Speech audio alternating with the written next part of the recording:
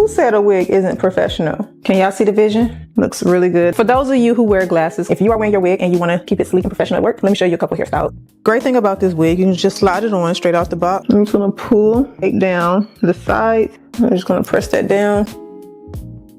Hairstyle number 1, sleek ponytail. So in order to get that ponytail super sleek, add a little bit of hair mousse to the hair. It'll also help tame those flyaways. Smooth it with a brush. I'm gonna take a hair bow and secure it. I'm gonna curl this area. Then I like to use a little bit of melting spray and just smooth it down so it can lay flat. Get any strands of hair. Simple, clean look. You don't have to add any baby hairs, especially if you are in a professional setting. So this is what it looks like. Bring it to the front if you want to. That's what the back look like. Hairstyle number 2, sleek bun. Let's do a second hairstyle. So this one right here is going to be super cute.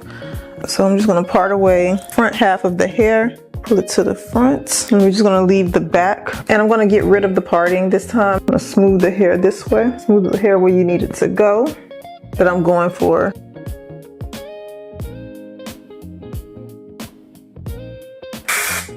Just a nice loose twist down the hair. I'm gonna take it, wrap it, take a bobby pin and pin as I go. Can y'all see the vision? See? This looks so good. Like, you can see that this is a nice top bun, half up, half down. It's not too much hair, it's doing just enough. Hairstyle number 3, sleek pullback. So the next style that you can do, you can kind of keep this, but what we're gonna do is we're gonna lower it down. And then I'm going to push it up like this. When it was popular, you don't have to use a lot of holding sprays like back in the day. You can just keep it simple.